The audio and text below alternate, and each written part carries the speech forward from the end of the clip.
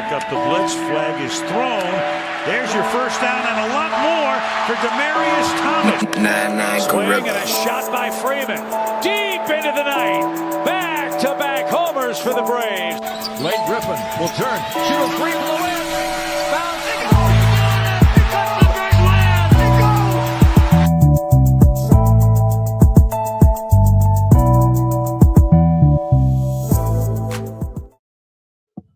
All right. Good evening. It's Tuesday. You know what that means. It's time for the number one sports podcast in the world. Time for sports for you. Live on YouTube. I'm John. That's Mark. Yep. Nick Freeze be here later on. My man Cody's in the house with Ballers and Briefs on a Tuesday. And we're live on your TV screens on YouTube and X. So hit that subscribe button for Sports for You and Townhouse, the Culture Clash, and Ballers and Briefs. Lots to talk about today in the sports world. NFL, NBA, college, and even the WNBA one. Let's just start there because it's on the screen right now. So if you're watching on Peacock right now, the Rockets are hosting the New York Knicks, but there's a bigger story that's going on in Cody's neck of the woods of Houston, Texas. And the greatest WNBA team of all time was coming back. It's these ladies right here. The dynasty is returning. You heard the news. The Houston Rockets owner Tillman Fertitta is buying the Connecticut Sun, and next year we'll move them to Houston and revive the first dynasty of the WNBA in the Houston Comets. So they'll play their last season in Connecticut this year, and then next year they are heading to H-Town to revive one of the greatest franchise, arguably the greatest franchise in WNBA history. And the first 4 years, they went four straight WNBA championships. They were a living dynasty from Cynthia Cooper, Cheryl Swoops, Tina Thompson, RP Kim Perrott. And they, man, that's a good feeling for if you're a WNBA fan. If you are old school, if you're WNBA fan, you're an old school WNBA fan. Yeah. Oh, be quiet. One of the only two teams in WNBA history to be undefeated in the finals. Yeah, I mean, and we all remember the infamous, obviously them and the New York Liberty going back and forth in the finals. I was about to say the New York Knicks, but they probably would have beat them too. I mean, I'll be the first Houston team to do it in the finals. And we all know the Liberty, that infamous Teresa Witherspoon half court heave, but the Comets would only win 4 titles. But this is just good news. I'm happy for this. Shout out to the Fertittas for bringing this dynasty back home where it belongs. So this is crazy that we don't have to. The Comets weren't like a team that was moved. We just dissolved. Like the team was gone. So at least we don't have to go fight anybody to get the history back. It's just turn the switch back on. To me, that was one of the ugliest moments in the WNBA history. I was like, how the heck did we not have the first dynasty of the WNBA has been just pretty much 18 years, man. 18 years. I mean, there's kids that are probably watching the WNBA now, kids that are getting ready to go play in the WNBA that never even got to see the Comets play. You know what I mean? So this is we may suck. I mean, Connecticut Sun are not the greatest team, so we're going to get their team, but I'm looking forward to maybe seeing Miss Juju end up on Comets. So that'd be clutch as shit. That would put so many butts in seats in at least in Houston for a little bit. So that would so stink if you're the Sparks. You do all this being bad all these years, and then Juju ends up becoming reviving one of the greatest franchises in the league's history. Man, we've seen love in basketball. Juju end up with the Sparks, man. Yeah, dang right. Sorry, Cody. Wait a minute. Probably. I'm not. I don't disagree, but are you saying that means Jaden Daniels is going to end up with the Rams? The Chargers? Oh, yeah. Could be the Rams. No, go to Rams. No, you don't need to go to the Chargers. You don't need that. You don't need that bad energy in your life. But yeah, that is the big news of the day, that the Houston Comets are coming back to the WNBA. Oh man, 2027. There it is. They will be back in the W. So congratulations to the city of Houston and all the WNBA fans in H-Town. But let's talk on a serious story. There's a couple serious stories we want to talk about. I'm going to get one out the way that obviously is involving one of the greats. And it's about this guy. Eldrick Tiger Woods. I don't know where you were on Friday, but the news broke that Tiger Woods was in a car accident this past Friday on his way home in Jupiter, Florida. And that hair is crazy. You look at both of his mugshots.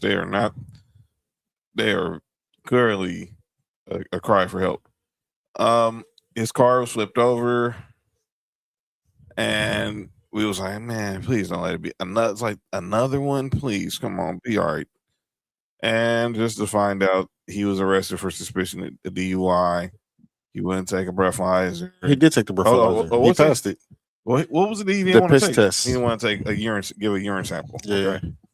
And obviously now he did get out of jail. So someone said, "This is my father." Oh, wow. Sorry to talk about your dad. You know what I'm saying? But this is just sad. And me and Mark talked about this on Friday. We was out at Cosm watching the Sweet 16, and I'm like, man, get a driver. I'm sorry, just get a driver. Yep. As simple as that. You got enough money, you can get a driver. I don't know what that is, but that's not staying. What is that? I don't know what the heck they saw. My house is okay. Bye. All right. Okay. But this get a driver. Get a driver, please. Get a driver. I just don't. I have no words for the shit. I knew I had it.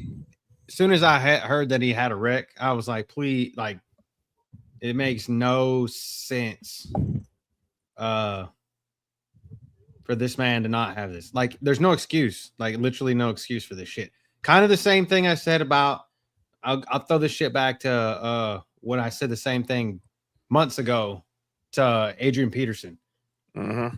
Literally, there's no excuse for this shit. And what's funny is I saw Adrian Peterson on a flight like 2 months later, and I'm like, oh shit, what if I'd have said, what if he watched a podcast and this dude's like, fuck this guy for saying this shit? But anyway, so it's crazy. I was wearing a Ballers and Briefs hat too, so that was more weird. Wow. But yeah, so but with Tiger, man, like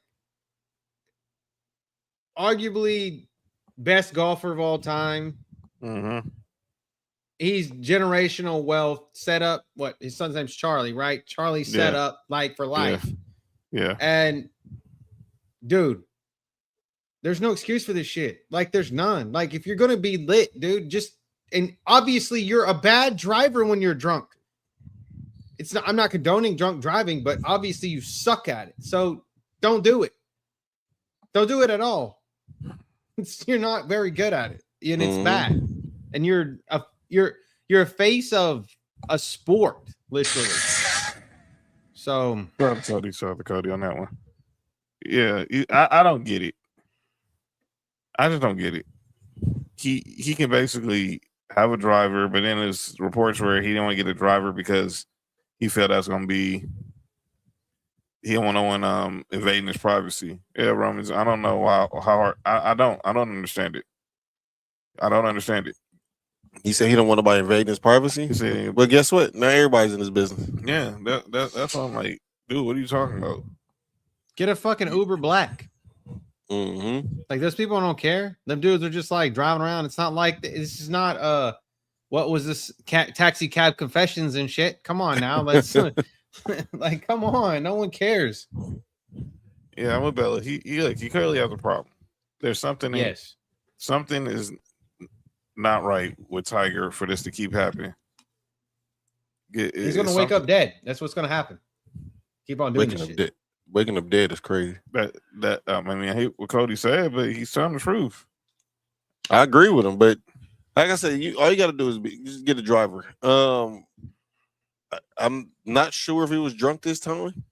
I do think that it was I think I put in the group chat what I think it was. I think it was the pain meds. He's clearly, I mean, that's still the same thing though. Like, yeah. Okay, so I mean, it's still under the influence. It doesn't matter. Like, if it's a narcotic, you're still under the influence. If it's a sleeping pill, like if it was like Ambien for some reason, for instance, it's still DUI. It's doesn't matter. Pills, like you said, pills, beer, I mean, alcohol, whatever. Like, it doesn't matter. It's still under the influence. And Florida takes no prisoners when it comes to this shit. Like, none whatsoever. So Tiger did release a statement. He says, "I'm stepping away from a period of time to seek treatment and focus on my health. This is necessary in order for me to prioritize my well-being and work towards lasting recovery." Well, let's say this to Tiger. I hope you get the help you need. But this has been, he's been on a downward spiral ever since that infamous day. And she called a girl and said, "This is Tiger Woods" on her answer machine. Totally just said it's Tiger, but this sounds funny. It's like, hey, it's Tiger. Yeah. Then things have just been downhill there. We was obviously the first accident near his house. His own daughter is highly upset at him. Yeah, I mean, a lot of his family is highly upset that because this can all be easily resolved, Sam, if he just get a driver. That's it. It's not like your privacy, man. Get a driver. Have your daughter be your driver. I mean, you can find somebody who you can trust. Somebody, anybody. You have somebody tote your golf bag around. Why don't you just have somebody drive you around? Yeah. Get your caddy to be your driver. That's as simple as that. And so what you said, he said he don't want nobody in his business. That's what was the report. But still, don't make no sense. Yeah. And this is coming from. He was coming from what? Getting some head. Was he? He was more power to him. Didn't they just had like the night before, or was it the night before, or was it that night that they had the golf league? TGL, the TGL. It was like 2 days. It was like 3 days ago. It was on that Tuesday, that Monday and Tuesday. Go League? They had not the golf league, not that TGL, Mark. Oh. Speaking of TGL, the same people that are developing the flag football league. Yeah, I'm saying. So you saw the news. The NFL has announced a partner that they're going to start a professional flag football league. McDonald's game. Okay. They're starting a professional flag football league, and they got a lot of heavy investors involved in it. They're gonna have a women's league and a men's league. That's dope. And clearly, if y'all didn't, I didn't go back and watch what happened with the flag football classic out here, but clearly the NFL is all in on flag football. Ron, I don't disagree with that. Yep, I agree with that too. So Rob said, I mean, he said it shouldn't be his choice. Four, but it takes four though. It takes four. Yeah, I mean, instead of Florida, it takes four. It's not going to be easy. If his license gets suspended, then he's going to have no choice but to hire a designated driver. But you know what I'm wondering? I'm thinking that somebody in his family has tried to talk to him about getting a driver, and he keep denying it. That's probably why people are so mad at him. I mean, because at this point, though, I feel like the higher you are in stature and money, you shouldn't be driving anyway. You know what I'm saying? Like I feel like you should have a driver at that point, no matter what. You're Tiger freaking Woods. It should not be that difficult for you to get a driver. I mean, yeah, neighborhood driving around, driving back and forth to the course, that's one thing. But like when it comes to like being out and shit, like if I was that important, I definitely wouldn't want to be, for the simple fact of the matter is just more people going to be trying to invade my privacy standing in front of my car when I'm driving, when I got somebody else to drive me around and do it for me, you know? So I don't know, man. It seems a little bit weird, but. Well, I pray he gets the help he needs and move forward. And obviously, his golf career is pretty much over. Sam, yeah, hell yeah. Sam, so I want to be a driver. I don't blame you, Sam. Yeah. Get the check. But you wouldn't have to pay me much. I wouldn't have to be. I wouldn't. I just want minimum wage just so I could sit and maybe listen to Tiger talk. But maybe that's the problem. He doesn't want to talk. Maybe that's his thing. He doesn't want to talk. Maybe he doesn't want to talk. Maybe he doesn't want to have a conversation with anybody. And maybe he just thinks it's weird riding in a car with somebody being quiet. He needs to do something, because this should not be happening all the freaking time. Where this is this his third accident or a second? Third.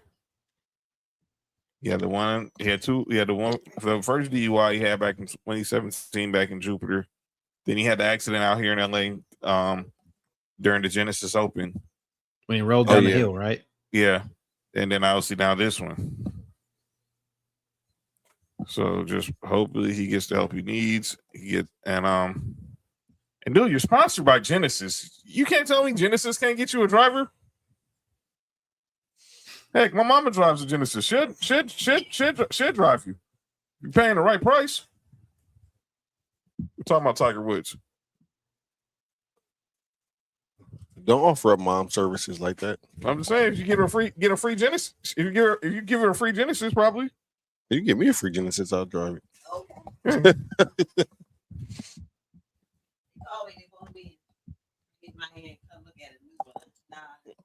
Okay. So yeah, so again, prayers to Tiger Eldrick. Get it right, please. Let's go over to another serious topic, and we're not going to speak too long on this topic because I think I'm not going to we're not going to be too polarized, but the Jaden Ivey story. So if you haven't been following the last 24 hours, Jaden Ivey, of course, former Piston first round pick. He now is with the Bulls. For those who know his mom, Noelle Ivey, she's the head women's coach at Notre Dame's women's basketball team. He's had a couple of really very polarizing videos about the LGBTQ community and calling out the NBA for over Pride Night, and obviously I think he kind of when you called out the NBA, you also called out your employer, which is the Chicago Bulls. So the Bulls released him, said it was conduct detrimental to the team, and then he goes on these Instagram videos where he's calling out he's calling out the NBA for the Pride Night. He's calling out LeBron. He's calling out Steph. He's calling out Michael Jordan. He's basically trying to use the religious card. Let me say this as an ordained deacon. Look, and I'm not going to get too deep in the woods about this. We're not going Bible study here on Tuesday night. He has a right to feel what he feels, but you have to understand, if you're going to take that stand, you better be willing to take that fall. I mean, me personally, I'm more worried about his mother now, because who knows what type of she's coaching at a private university, and there's been stuff about Notre Dame. He called out Notre Dame, didn't he? Pretty much, yeah. Because there's been stuff about Notre Dame in regards to situations with players and homosexuality that have been questioned. Specifically, I think it was around Olivia Miles leaving, going to TCU, and a situation with Hannah Hidalgo. I'm paraphrasing. I think that's what the story was. My brother Bass was telling us about it in Vegas. But I'm not going to get too deep in this. We can talk about this briefly, and we'll get into the Final Four and everything else in the world of sports. But I'm going to get you guys' thoughts. What the heck is going on with this kid? And he, like I said, he has a right to say what he wants to say and believe it. But it's something just seemed off. I don't want to judge too harshly for this kid because I don't know what his stance was prior to this Instagram live. If he's been on that type of time, then right, then it shows consistency, and that's really feel. I hope this is not like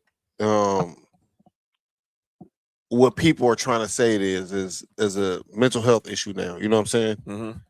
I hope that everything is okay with him. I hope that he's fine. I also agree with you. He have a right to feel how he want to feel. But like you said, he has to, whatever consequences come with that. Yeah.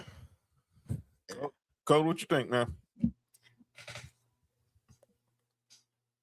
Disclaimer off to the side, like religion and politics off to the side. Yep. Right. Always. Again, I hope it all works out for him.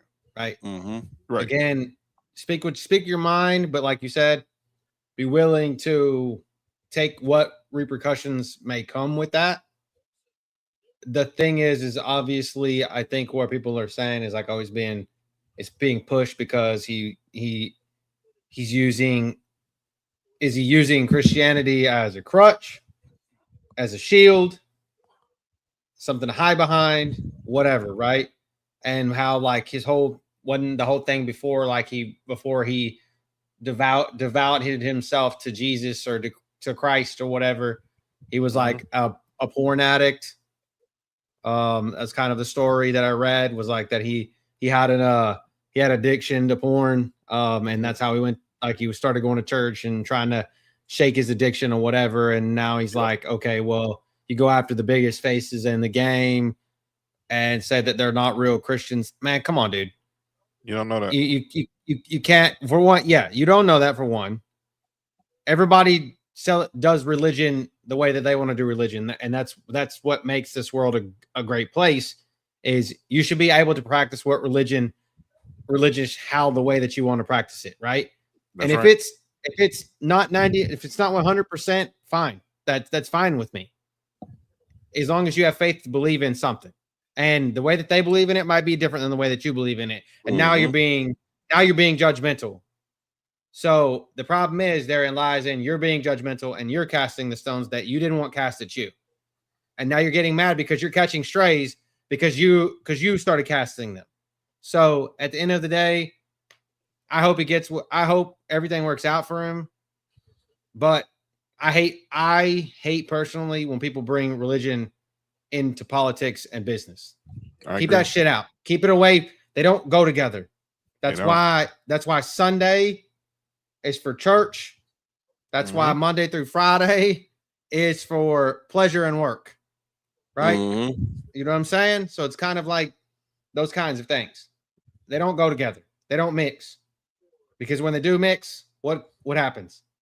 Shit hits the fan. And that's what's happening here. And like I said, I hate it for him that he's using religion, his religious beliefs, and it's blowing up in his face. And it sucks. But that's just the world we live in. He should know that. And how old is he? He's in his 20s, right? Yep. Mid-20s? Early 20s? Yeah. Okay. He's not lived and I say this as of like I've lived a fucking huge long life, but I'm 36. I've lived enough long life to know that doing shit like that can get you in trouble. And I've watched enough and I've lived enough to watch other people do it. And now it's kind of going to bite him in the ass. So I hope it all works out for him though. But if this is what oh yeah, we gotta get shut the fuck up, Pat. No, fuck you. You want to start this shit? I was gonna be nice to you, but now you don't piss me off because you come in here and I'm giving a confessional here, and now you come in here and start shit. Fuck off. You've been waiting for this all week. All week. I know. I was gonna give him props, but no, fuck you and your Michigan Wolverines. I hope they fucking lose. Oh boy. All right, man. But yeah, this is just look. I Paul Pierce at the McDonald's game, so it's Jalen Rose. But I hope he lands on his feet somewhere. I wonder how his mom is feeling right now. She's got a lot on her plate. Obviously, Notre Dame just got eliminated from the tournament. And obviously, she's the head coach, right? Yeah. And obviously, like I said, there was stuff about her with Robert Serrano around Olivia Miles and Hannah Hidalgo. There's some stuff out there. But in the end of the day, you have a right to believe what you believe, but you gotta be willing, like I said, you gotta be willing to fall on the sword when stuff hits the fan. And I don't think Jaden Ivey was prepared. And number one, kids, please, you do not have to post all your opinions on Instagram. Come on. You could have easily called. Employers will look at that shit. I promise you. I guarantee you could have went into the Bulls office and talked to someone in the front office or the PR department. You could have called. You went to the NBA. You went down to Park Avenue and talked to someone in the NBA. I'm sure he has a PR yeah person. You could have talked to him or her or whatever your team is. You know what I'm saying? And I'm sure the team has a chaplain too. You want to talk about? Yes, I'm sure they have a chaplain. Yeah, and I'm sure there's somebody in his team or somebody in his family that falls into that line of what he was just criticizing. Have a conversation with them. Yeah. So yeah, but let's get into some college basketball since Fat is here now. Men, the Final Four is set. Michigan came out and whooped ass. On the women's side, pretty much Michigan got their ass whooped. It pretty much chalk. Texas, South Carolina, UConn, UCLA. We're gonna get a rematch of the national championship Friday with UConn and South Carolina, and then that'll be followed by UCLA and Texas, and then the national championship will be Sunday afternoon, Easter Sunday afternoon in Phoenix. The national championship game? Yes. And then this Saturday, we have the men's Final Four going down in McAfee Country, Indianapolis. We got Arizona against Fats Michigan Wolverines, and we got Illinois versus the Cardiac Kids. you already know. I can't wait. Hey, Fat, make sure you're available on the 23rd for the draft show, because you have to come on when the Bears pick. So just make sure when the Bears pick that you go take a break around that time.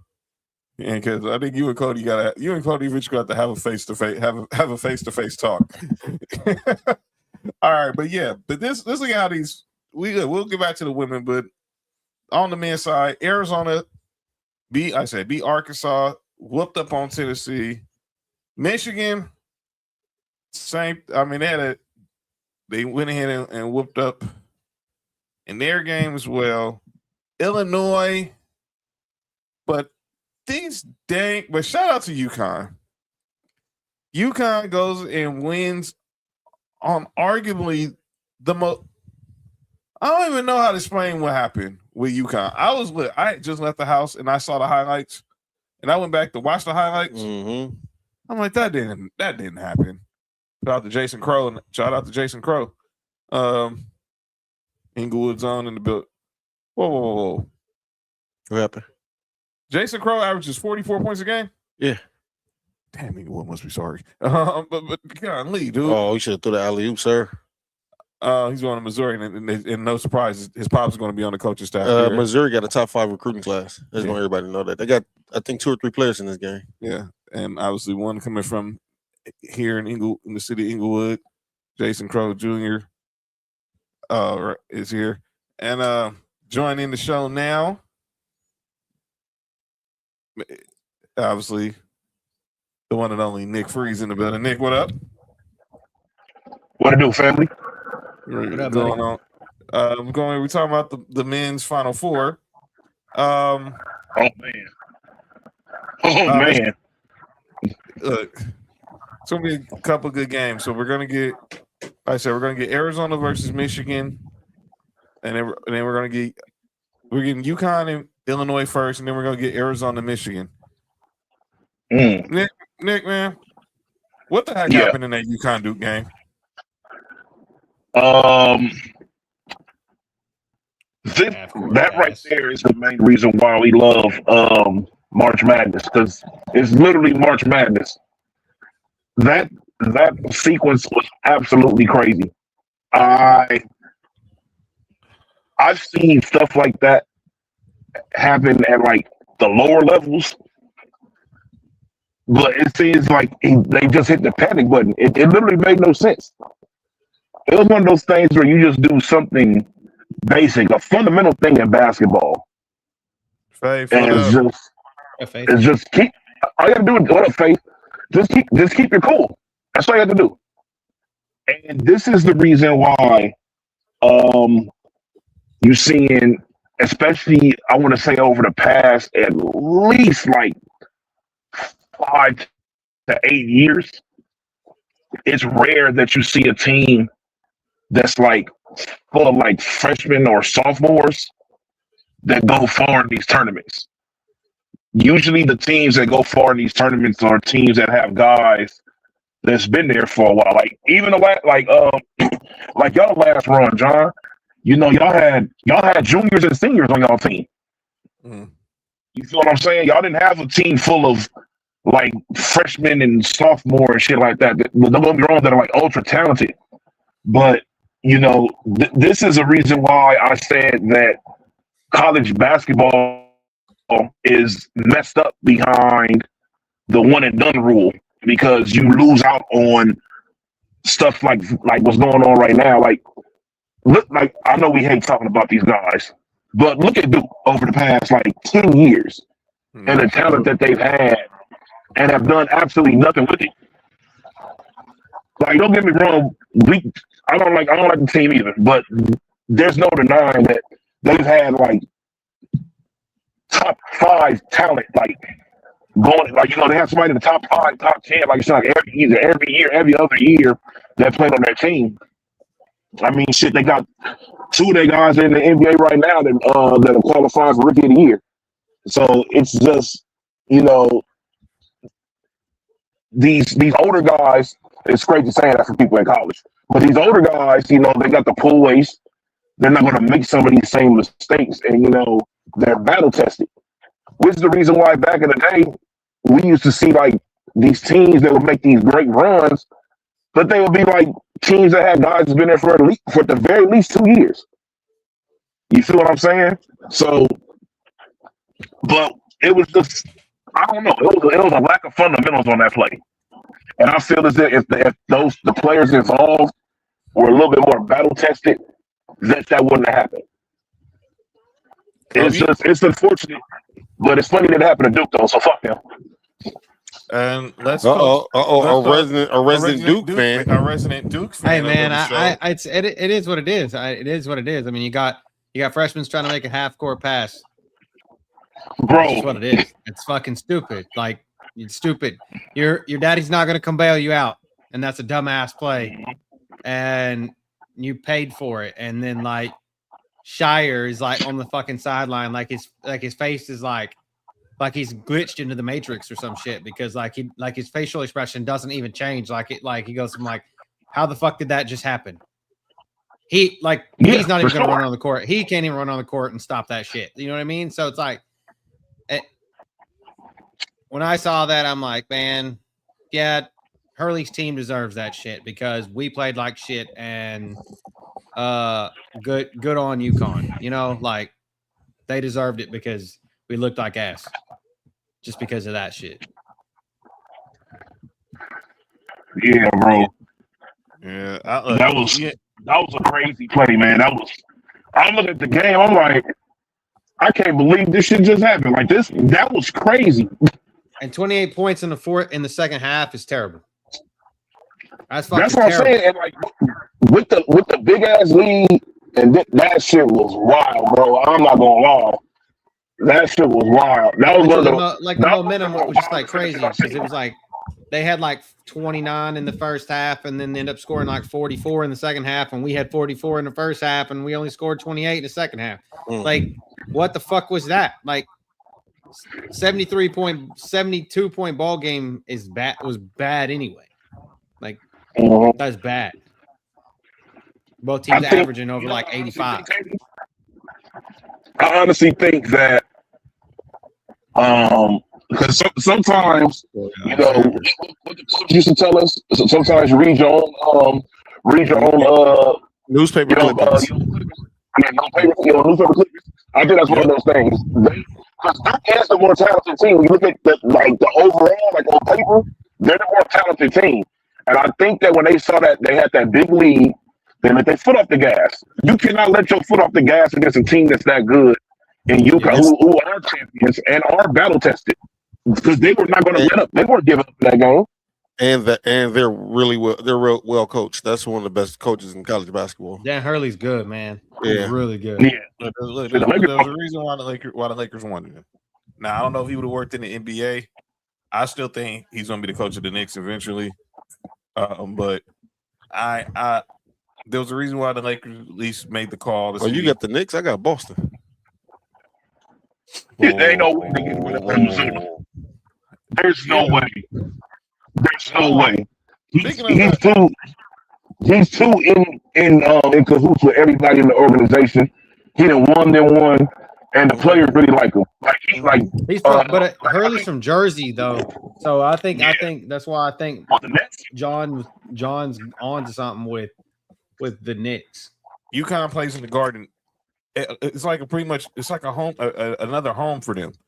To me, it makes perfect sense. I didn't understand if you were going to fire Thibodeau, the call should have been to Dan Hurley. If you ain't going to get a marquee name to try to off a coaching staff, the call should have been to Dan Hurley. I didn't understand the Mike Brown hire. We'll see where this goes. What up, Dalton? Rob said that they said during the broadcast Duke was the number one seed. Was the first number one seed in history determined to blow a 15-point halftime lead. Oh, yeah, for sure. No doubt about it. That doesn't happen. And you think about last year, they were up in the Final Four on Houston, and they blew that lead. It's I think, like, kind of back to kind of Nick's point, like when we were good, and I still go back to the early 90s teams, Christian Laettner, why do you think Christian Laettner is the all-time tournament point scorer? Because he was in in college for all 4 years, like he went and that's why he's up there as arguably one of the best, if not the best tournament player of all time, like just pure tournament players, because they went 4 years in a row and he was there every year. So it's hard when you get good players and they're good enough to where they can go jump ship and make money. And that's kind of what I was hoping, like, oh, well, the NIL would kind of help that, keep players like, okay, well, I'm going to go to a really, really shitty organization in the NBA, like a really, really shitty organization. I can sit here and make a couple mil here playing college basketball where I'm just that much better than everybody else on the court on a team that's that much better than every other team, or I can go to a really shitty NBA team and suck really bad. So, but do y'all think Cooper Flag and Con Knippel could beg to differ, I guess. Do y'all think that there should be a minimum or 2-year college basketball? Mark, I've been saying that since I've known y'all. But see, I'm also a proponent of getting your money as well. So I understand it. I think if you go to college, I think you should have to commit to 2. I think they should let the high school players go. I think they should let high school. I think high school players should be able to go, but I think if you go to college, you have to commit to at least 2 years. That's my thing. I mean, the women still have that rule. They got to play for at least 3. They got to do at least 3 years in order to be eligible. I didn't understand. Like I've always said it. I felt if you let them come straight out of high school, but if they go to college, you at least let them go 2 years. One and done is a joke. Go get them 2 years, get themselves a little polished, a little more developed, and come in. They have to get at least 19, associate's degree. 20, 21, and you're not missing nothing. Because whoever team they're playing for, they're still going to be a guy. They're still going to have that spot, no matter who they get drafted by in the lottery. Rob says this basketball guy got around in Kentucky. He was winning the rivals rankings in the NBA draft, but Kentucky fans wanted him to win at college basketball. I want to say it about Calipari, and I said this on Friday. I mean, when is it time that we just like everything? Look, Darius Jacobs going to be a top 3 or 5 pick. They got another recruiting class coming. Nice Arkansas. Mark just says he's going to have another dope recruiting class. He's had all these dope recruiting classes. He had all these dope number 1 picks. But in the 30 years that he's been a coach, whether it was at UMass, Memphis, Kentucky, now Arkansas, he's only won 1 national championship, and that was that 2012 team with Anthony Davis and them. Mm-hmm. And you can make a case that might have been his least talented team that he coached. The most talented team he coached was 2015 when they went undefeated and they lost in the Final Four to Wisconsin. That was the Cat team. That was the Cat team with him, Devin Booker. Devin Booker was the 6th man on that team. Think about that. Yes. Yes, that team was loaded because I think Carter Towns only averaged 11 points per game because they had so much talent on that team. But see, that's what I'm saying, John. Like, imagine if you had the 2-year rule and play this off of this Duke team alone. So you would have had the boozers over there with Colin Knuckle and Cooper Flag in the tournament. They would have won. They would have won. There's no doubt about my mind. I don't think they get all of that's the thing. Also, what I believe is if you have a 2-year rule, I don't think you get all those same recruits going to the same school. I think that you'll start seeing some recruits start to spread out. I'm with you. I agree, but I think in this particular case that wouldn't happen. Off the simple fact that the dad was already an alumni, I think that would have been, there's going to be a couple exceptions to the rule, but overall, I do agree. I think that when you get these players who's number 1, number 2, number 3, the top 10 coming out of high school, they're not trying to go to no college, and they're not trying to go to no college to sit on no bench. Just okay. Hold up. Think about this. Would Paulo, if Paulo was still in didn't go to the NBA, would he have been a senior this year? No, he would have been way gone because he came in the league 22. 22. He was a freshman. So he came in the league in 23. So he came in the league in 23. Yeah, he'll be a senior right now, but he would have been less. But he would have been a senior. He would definitely been gone in 2 years. He would have been gone. No, I'm just saying, like, if he would have stayed, he'd have stayed all 4 years. Would he be on this? Yeah, I'm just thinking about all the talent that's in the NBA. Yeah. That's he would have been a junior on this team. Oh, yeah, for sure. Oh my Lord. A senior, I think, because he was a 2022. He was a freshman, 2022 NBA first round pick. And see, that's what I'm saying. Like, we've seen these type of situations work out before. It's not like that. If you're good, you're good. You're gonna stand out. When it's time for you to go to the league, you're gonna do your thing regardless. That's the reason why we don't see the same, every once in a while you see it, but we don't see the same rookie impacts like how we used to. You remember how back in the day we used to see rookies coming to the league, putting up literally putting up all-star numbers. Yeah. Some niggas putting up MVP numbers. Jordan. Yeah. You don't see that no more. Well, again, that's goes into what we've been saying. Most of these players coming out, they're talented enough to play in the NBA, but they aren't polished enough to play in the NBA. And like y'all was saying, the 2-year, maybe even 3-year players, you'll start seeing way more production. Because you got to think, dog, most of the time, for the average rookie, they don't really start making that really kind of big impact until their second, third year in the league anyway. That's right. Exactly. You know what I'm saying? Go ahead. I said it's just one of the things where you learning how to play basketball. It's a rare find when you can find a player who's 1 year out of removed from high school or just out of high school that can come in and put those kind of numbers in. You need to learn how to play a different level of basketball. Ron. That ain't a lie. Rob Corey Maggette. I remember when it was a big deal when Corey Maggette was the first Duke player to leave early. I remember Corey Maggette was the first because what? Wait a minute, because he left. Wait a minute. He left after sophomore year, right? No, he was a freshman. Yeah, he left after freshman. He was a freshman. When Elton Brand left, he was a sophomore. Elton Brand left after his sophomore year. Well, oh my Lord, Elton Brand, fam. Elton Brand, look, I don't like Duke, but Elton Brand one of them guys where I'm like, yeah, he gets a lot of respect. That's not just because he's on my team either, but Elton Brand was a dog. Yeah, that's how I feel about Jason Williams. Yeah, I hated Jay. Yeah, I hated Jay Williams. No matter what team he was on, dog, if you're on the Rivals, if you're that guy, you're that guy, and I gotta give you respect. Jay Will was one of those guys to me that was kind of like, what if? Oh, he definitely wasn't going to be great, but he was going to be good. He definitely was going to be good. That damn motorcycle accident, man. Ain't that what happened to Markelle Fulton? Never mind. Relax. But yeah, so real quick, and then let's go back to the women, and then we'll go to some other topics. Let's make our pick. Well, Nick just stepped out. I want to see who we got winning the Natty. So let's go with the first game. So Illinois, UConn. I got UConn. You got UConn. What about you, Cody? Huskies all the way. Huskies. I got UConn too. I think it's unanimous there. I think Nick's probably gonna pick UConn too. But this game right here, I said Arizona was gonna win the Natty. Sorry, Fat. But man, I said it too.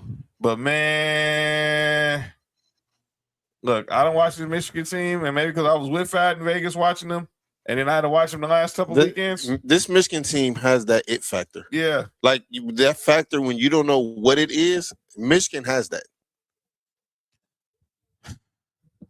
I'm still picking Arizona, but boy, I am not confident. Yeah. Unless Tommy Lloyd wants to lead to become the head coach of North Carolina. Huh? A Michigan coach? Arizona coach? Mm-hmm. I got Arizona. I think it's gonna be a really good game. Yeah, I got Arizona, man. So if that's the case, Cody, who you got? I'm gonna take the Arizona here because everybody, it's a 1.5 point spread. Michigan is a favorite now because it's opened as Arizona as the favorites. Gonna go away from the public, and I'll take Arizona. So and Fat, if Michigan wins the national championship, I will come on here and give you a formal apology. So our boy Robert Wilkins says this. Just checked it. It was Maggette Brand and William Avery. They were the first 3 players to leave Duke. I remember that squad. Okay, Fat said we all gonna be 0-3. As you look at some of these legendary McDonald's All-Americans, see Jalen Rose, Paul Pierce, Jamal Crawford, Baron Davis. Nick, who you got? Arizona, Michigan. That's tough. I think I want low-key lean towards Arizona, but Michigan is nice. Michigan is nice. I think I got Arizona. Oh, Fat said we're gonna be 0-4 then. And you got UConn over Illinois, right? Oh yeah, of course. I got UConn winning everything. You got UConn winning it all. I got Arizona winning it all. I got UConn winning everything. All right. I thought UConn's biggest threat was Duke, and Duke's out of here. So, Bryce will lead Arizona to a championship. That's funny as shit. You know who he looks like? He looks like James family alone, man. He does not look like LeBron. He doesn't look James like his wife. He looks like he looks like Horace Grant to me, but Damn, just to do wear goggles. First person everyone thinks about is Horace Grant. That's the best player in the country. You know what's funny? I had when I worked in downtown, I ran into Horace Grant. I helped him and his family out there at the restaurant that I worked at. And I had asked him, this is years ago, this is way before, I seen what happened upon the when Jordan's over there trying to do Jordan stuff over there on the airplane. I asked him, I was like, what was it like, working out, basically, being teammates of both Kobe and Jordan, what was it like? He was like, they were both, he said they were both dogs in their own way. He said people say that they're similar. He said yes to an extent, but he said the way both of them approach things in practice was completely different. Damn. I said, damn. I said, which team did you enjoy playing for more? He told me the Lakers. I figured he would have said fuck both of them. And I wanted to play. I loved playing with. He told me the Lakers. He told me the Lakers, but he said he very much enjoyed his time in Orlando. I think he said he enjoyed playing the Lakers more, but he said he had a lot of fun playing in Orlando. What's going on, Christy? Let's go to the women, because obviously, look, they got all 4 number 1 seeds in the Final Four, which pretty much was predictable. But they better count their days. They'll be getting a rematch of the Natty in the first game with UConn and South Carolina. Woo! UMass and South. Who? UConn and South Carolina. Say UMass Marcus can't be playing on. UConn, South Carolina are in the rematch of the Natty in the first game. Can't make a Brittany Griner. What up, Mike? Are you good? Mike P, what up? Fast said, everybody gets Michigan. Huh? Okay. Yeah, Mark, a lot of people couldn't hear that. No, really, a lot of people couldn't hear that, huh? Y'all nosy, man. Y'all wasn't supposed to hear that. Y'all wasn't supposed to hear that, man. Dog, you think you're doing the show to the hearing? Y'all nosy, man. Hey, that was crazy. Nick, get your boy, man. You think you're doing a show to the California School of the Deaf, man? All right, so you said UConn and South Carolina. Yeah, I'm sticking with my pick, man. I'm going UConn. F them. Oh, I want to win my fifth. F them still, but this is not going to be easy. Look, I don't want to see. I know South Carolina is not going to come out there and get whooped. What up, Big Nick? Said get whooped 2 straight years by UConn. Yeah, they will this year. But it ain't out the realm of possibility. I'm still gonna go with South Carolina because Pat Summitt, I get it. You dang right it is. I'm team Pat Summitt too. You dang right it is. Wall Nation all day. But man, and Dawn Staley, of course, I salute Dawn Staley, but they need to be clear, man. It is not gonna be easy because them UConn girls are no joke. Hey, John, you got to do the opposite of SWV song. You got to use your mind, not your heart. Yeah, pretty much. My mind is telling me UConn, but I thought y'all said make it rain. Yeah, you all right, man? Hey, man, we know what that song is about. Chill out. Free your mind and the rest will follow. Hey, Shotgun. Cigarettes in vogue. All right, give it to him. Pause. Oh, the alley-oop. Oh, is that what they was trying to? That's what they were trying to do. Their vote. They were trying to give it to him. Yeah. Who's he? The West running away right now. Yeah, this game is a wrap. UConn wins this game, but South Carolina's it's only 6.5 point dogs, so you might take South Carolina cover in this game. This is gonna be a close game. I feel like she has one fucking possession. One possession. Not 3 or 2. 1. Yeah, this South Carolina team is pretty good. But they usually are, but still. All right, and then in the second game, they better count that down. So you already know what's going on next year. Is the kid from Sierra Canyon again? He might be. What's his name? The kid from Sierra Canyon. By the way, I think Jay. Ron's saying minus 15. Brandon McCoy. Jesus. I think. Wait, who's minus 15? That's what he's saying. Ron's saying minus 15. Where are you getting that at? Please tell me, because I'm going to find someone to put a bet on me for that. Yep. For that. I'm looking at the line right now. Now, the line I see is UConn minus 6.5, like Cody was saying. Minus 15. Please tell me where you're finding that. Minus 15 is wild. Now, unless you're saying they're going to win by 15, I can understand that. But now the line is minus 6.5.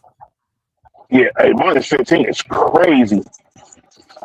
And the line for the next game has Texas minus 1.5 against UCLA. He's just saying that. That's very possible. That's possible they win by 15, but I'll take that. I'll take those points. That's 6.5. So they 15 is crazy. UConn to win by 7 UConn basically to win by 7. Yeah, I could see that, but I'm picking South Carolina. I feel I'm gonna be wrong as hell. And this game gonna be on during our show on Friday, and that's UCLA Texas. I got UCLA. I do too. Yeah. But Texas my boy Mike Patton said Texas. Anyone? Not today. It's gonna be the Lady Bruins, and then we're gonna get probably UConn. I mean, it's probably gonna be UConn, UCLA, and the Natty. I want to see South Carolina bounce back, but I think it's gonna be UConn and UCLA. I hate hearing that. I said a couple weeks ago. I mean, I think last week or the week before it's gonna be UConn, UCLA. That's who I had picked in the. Let's go UConn. Bracket.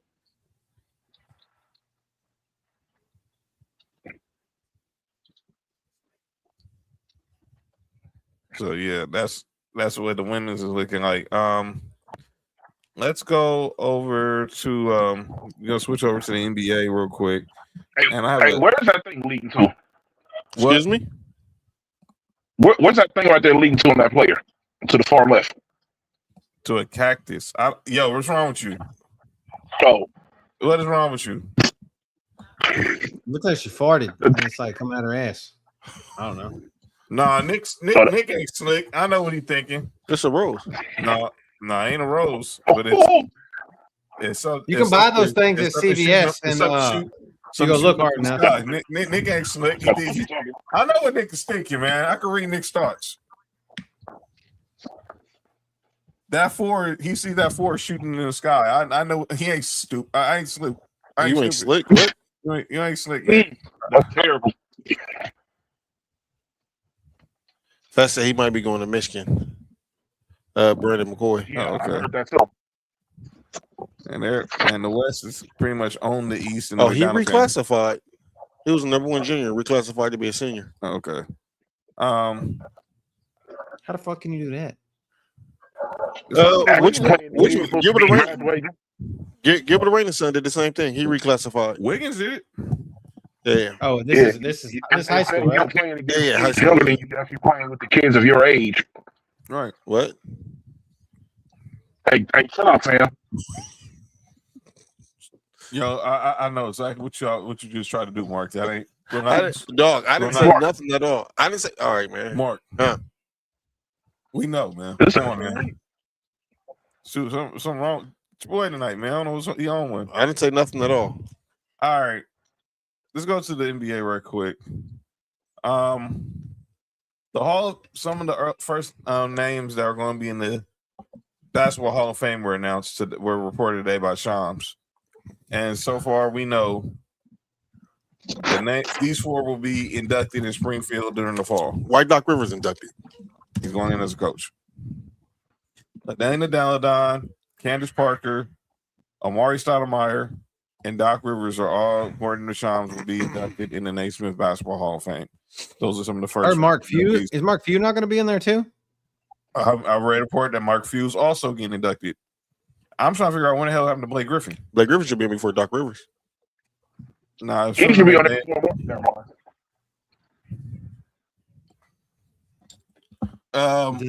Is this like WWE? We need a headliner. He wants to be the headliner without having to fight against Candace Parker. Well, Candace Parker is definitely going to be the headliner of this class. She's probably. Excuse me? Oh, no doubt about it. Relax. She don't do that no more, though. She had four headliner. She messed around with the guy with the giant ass forehead liner. Yeah. Ex-Duke player. Not just do snail trails. Jesus Christ. That dude's forehead was. No, I don't ever want to hear no jokes about Peyton Manning's fucking forehead. That dude's fucking forehead. Are we sure that Sheldon the whole time wasn't her beard? Wait, excuse me? Are we sure the whole time Sheldon wasn't her beard? Women don't have beards, John. Some of them do. Or her bush? No, because snail trails. because I actually had kids. I'll tell you who's somebody's beard. What's the dude name in the back house of Oprah? Yep. Yeah, we're not going there. We're not going there. Hey, I'm all for the Sunday Gail King and all, but we're not going there. Yo, King, Fuck her. I still got beef with Gail King. Yeah, I get it. She got a wagon. She ain't gonna accept it. Not here with Gail King right now, man. She can kick rotors. But yeah, about these guys going in this class of Hall of Famers. Amari Stoudemire, man. If y'all didn't see Amari Stoudemire, obviously before the injuries, pre-injuries, even despite the injuries, this dude was a problem. Rookie of the year, perennial all-star. Was out for the bit? No, huh? Nothing. One of the only players that weren't a Rocket at this time that I actually liked, like Amari. He put a lot of dudes on posters. Ask Michael Olowokandi. I had that poster actually, like on my wall as a teenager. Him dunking on Michael Olowokandi. Maybe Michael Olowokandi signed it. Isn't that who LeBron wanted? Yeah, we're not going there. JJ Hickson. That's crazy to me. JJ Hickson, man. Was out for the beer, huh? Hey, relax. Hey, Mark, look up in the comments. Stebbin was in that. Yeah. Yo, what the heck is wrong with you, Nick?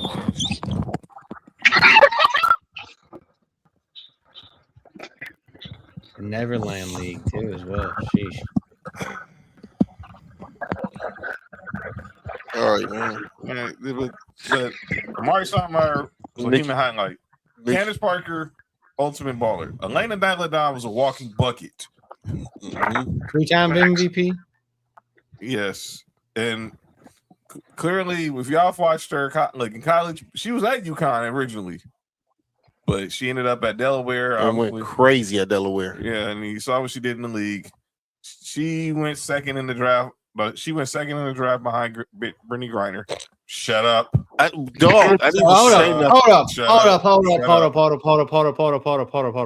Brittany Griner's still in the league, and Elena Delle Donne is not in. That's fucking. Elena Delle chose to retire though. Never mind. They both chose to retire from two professions. Okay, two things. They retired from both of them. Cody, Well, that is wild. Well, By the way, From Jason basketball, Richardson, basketball is youngest son, one of them. Well, Dude, I guess Brittany Griner how old has are we to. getting that? Yo, Nick, you good? Did they? Are you good? Is Brittany Griner? Never mind. One Is can only Brittany score. Griner that dude that played at Baylor? No, I'm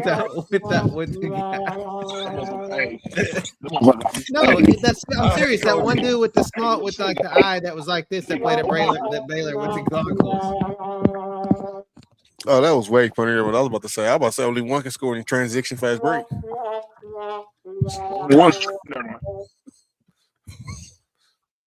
Y'all good? Is everybody okay right there? Hey, yo, shout out to John. Was that really like marijuana they found in her pants?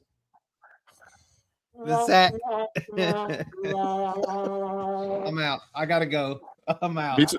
Hey, yo, me too. I'm not gonna never forgive her when she was at that pool party. I'm just gonna let slide on down. Just go away. Hey, look, hey, I'm not falling for y'all. I'm gonna say something out of pocket in the comments.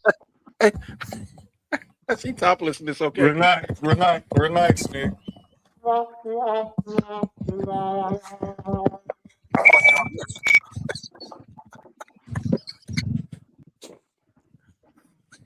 All right, man.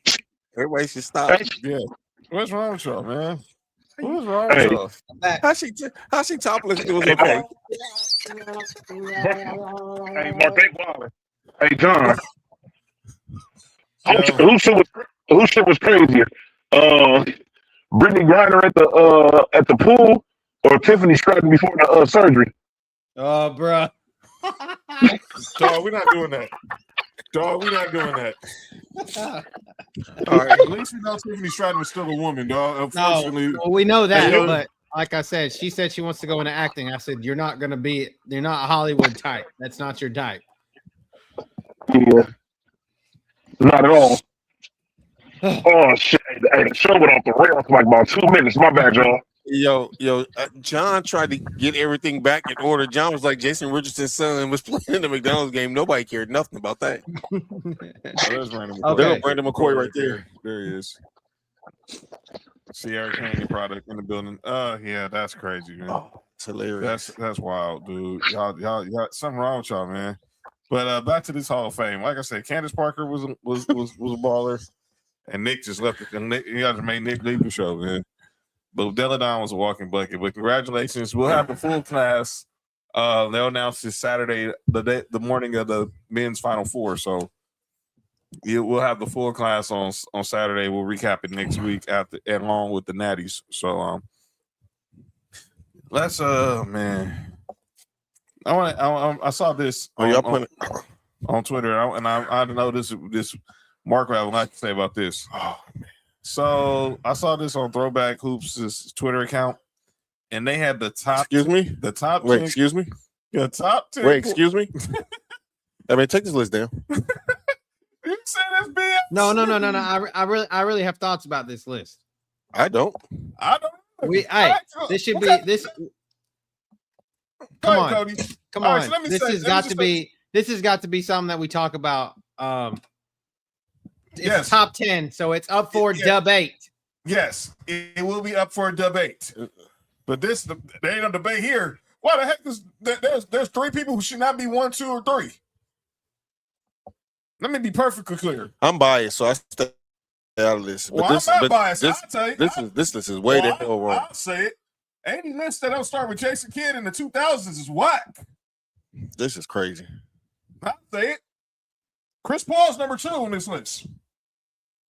You want to put Steve Nash number 2? I'm not going to argue it. I consider AI more of a 2-guard because he had Eric Snow in the backcourt with him. D Rose, not long enough career. Rondo was nice. Rondo was cool. Tony Parker's definitely in top 5. Jason Williams. I think after Jason Williams got traded to Memphis, and we saw how Mike Bibby was with the Sacramento Kings, that kind of ruined that argument for me. Baron Davis.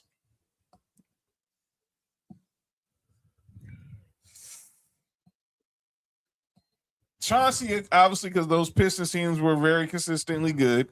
And then, but okay, yeah, 2000s is like before this is before 2010.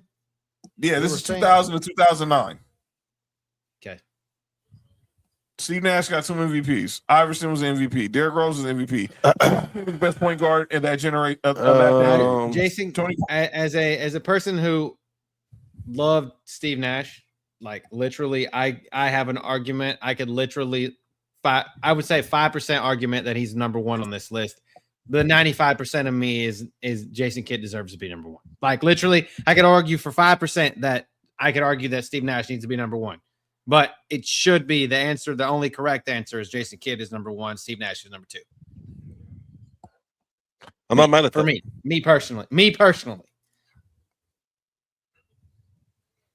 No, Jason Kidd is 1 me. If you want to put Steve Nash 2, I'm with it. CP3, but nowhere. The top 4 to me, after Chauncey was consistent. Barron was nice too. But the top 4 to me, there was a pecking order on the 2000 point guards. It started with Jason Kidd, Steve Nash, obviously, Chris Paul, Tony Parker. Rondo was good. Chauncey was good. Barron was good. Jason Williams to me didn't have a long look. Jason Williams, probably 2000 to probably 2003 or 4 when he was in Memphis after the Mike Bibby trade. But I love Jason Williams. I think he's it was not 10, more, but he's not. I think he's 10. I think he's more like 10. I love White Taco. Like he was my favorite. But you can't. You got to say 99. Like I think he was better on like 98. Like when he came in 98. Was that the first year that they were good? Yeah. I think 98 or 99. Yeah. I think it was more flash and actual real point guard play. I think he can play point guard, but like y'all was saying, there's a couple of more point guards up there that's I think I would have ahead of him. But I love Jason Williams, but he, I probably would put Baron Davis above him. Yeah. Rondo, of course. Yeah. Derrick Rose, that's another one of them what ifs things. Like John said, the career just wasn't long enough for me. And I'm just saying, like the argument's got to be is like. So I don't know how it's even in. Why is Derrick Rose in there? He was only 2 years in. All right, man. Derrick Rose. I'm just saying, like, the argument is like, out of these 10 guys on here, which one had an argument ever that they were the best player in the league that year? Maybe 2 of them. I would say 2 of them, arguably only 2 of them. And that's Jason Kidd and Steve Nash. So those are your only arguments for number 1. I'm going to be honest with you. That was when Kobe was going nuclear. So don't ask me about it. Don't ask me about it. I'm going to say at this point, none of these players was ever considered the best player in basketball. I think Steve Nash got a couple Kobe MVP, maybe one of Kobe MVPs. He stole one from me. He stole one from Kobe. He one stole one from Shaq. Yeah, I think that I don't know if any of these, and like I said, just kid my favorite player. I don't know if any of these people was ever best player in the league. Not when you. I'm not saying that they were the best player in the league. I'm just saying they were arguably in the discussion for it at that point.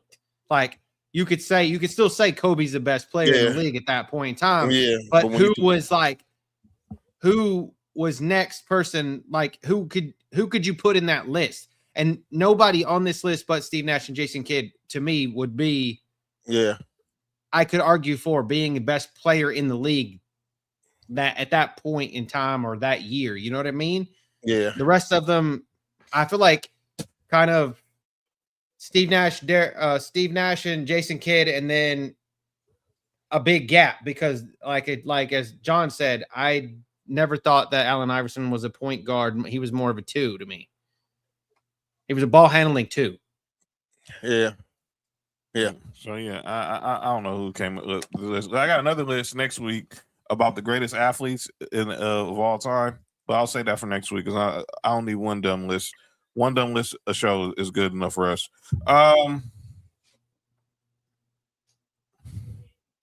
Let's update on some NBA stuff. The standings are going down. The standings in the playoffs right now. The Thunder, the Spurs, my Lakers, they've all clinched playoff spots. They've all clinched playoff spots right now. The Pistons, the Celtics, the Knicks have all clinched playoff spots.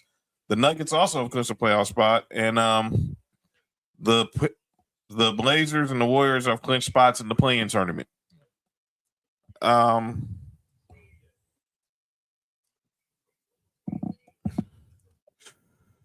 We got 2 more weeks until the season ends, and obviously, Cody, I know that. Did you get your thoughts on what we talked about last week with the situation with Cade Cunningham and how do they need to really get rid of this 65-game rule crap?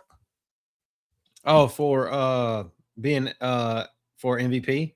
Yeah, for all. Well, it's for NBA awards in general. Rules in general, awards in general. Yeah, so basically, if you're not playing minimum 65 games, you're disqualified and from being eligible for All NBA, All Defensive Team, MVP, Rookie of the Year, etc. And Cade Cunningham has a collapsed lung, and that's going to keep him. And he's literally played pretty much 62 games, and he's going to miss the rest of the season possibly. And that's going to cost him a spot on the All NBA team. I don't know 15 players this year that was better than Cade Cunningham. I'm sorry. You want to say maybe you have to play 79% of the regular season to be eligible. That's such a weird number. Yes. I mean, as a person that likes numbers, that just makes a whole lot of no sense. I would say, I mean, what's a passing grade? 65%. Mm-hmm. 70% of them of 82 games, which is what? 82. So 82 is about 0.7. But yeah, they can make an exception to the rule. 57 games. I would say 60 games. You said 65? 57. That's a random number. 55 games. Let's do 55. We're doing making random fucking numbers up. Like 58 games. Yeah, I would say 55. That 60 total. 60. Okay, 60. 65 is a lot though. I just like John said. I can't name 15 players that play better than Cade this year. I don't think so. I mean, I don't watch enough basketball, and I still can't name 15 that are better than him because of from just the little bit I watch. He's had an MVP like year, and he was in an MVP running before that happened. Yeah, just like Luka is, but we'll get into that in the calling on names. And his team is what? The best in the East? Yes, they're the best record in the East. They've clinched the best 5-game lead. They're probably gonna clinch the best record in the East, and it's them in Boston, but I think Detroit's gonna clinch the best record in the East. They had a good game last night, lost to OKC without him, but yeah. Nick is back on the show now. Nick, we was talking about it. Yes, sir. The NBA got to get rid of the 65 game rule, right? Yeah. I understand what they're like. You feel like this, like availability is your best ability, but there's been times in the past where there's been guys who won awards that didn't play the X amount of games. Like if you play a good quarter of the, if you like even then, like it's like for example, like look at the people that missed out this year because of injuries that should quite possibly be MVP, but they're not going to be able to qualify for the award because they didn't play 65 games. I think they should. That's like how many games is that? That's about 79 games. About 17. Like 72. 79%. Yeah. Yeah, man. I said like 6. I said 65. I'm not 65, but like 57 is what is 70%. 79% is 65. So here's who Yahoo thinks is going to win some of these awards as we get into the final stretch of the week, NBA season next week, 2 weeks. Got Conker Nipples right now, probably the favorite to win Rookie of the Year. Wemby's the favorite, unanimous favorite to win Defensive Player of the Year. Coach of the Year. JD Bickerstaff, Mitch Johnson. JD Bickerstaff is slight favorite over Mitch Johnson and Joe Mazzulla. About 6-man is pretty much either is a split between Jaime Jaquez or Keldon Johnson. Most improved, Jalen Duren has that running away. Clutch Player of the Year, SGA. And then right now, people say SGA for MVP over Wemby and everybody else. Real quick before I get to this list, Joe Mazzulla was asked about winning Coach of the Year. He said the award is stupid and we should focus more on the players. As someone, dudes like y'all who've coached, I'm gonna say this, but I get y'all thoughts on it. I thought that was a stupid comment by Joe Mazzulla. I get what you're saying, focus on the players, but let me be clear: coaching matters. And that award, yeah, you might be the one who wins the award, but that award is going to your entire coaching staff because teams are going to be looking at, okay, say if JB Bickerstaff wins Coach of the Year, they're going to be looking at the Pistons coaching staff. If Mitch Johnson wins Coach of the Year, everybody looks at the Spurs coaching staff, even post in this post Popovich era. And if the even if we're bad, they're looking at the coaching staff, right? And with Boston, they're going to be looking at your coaching staff. They still got people been talking about why isn't Sam Cassell been getting a chance to be a head coach for years.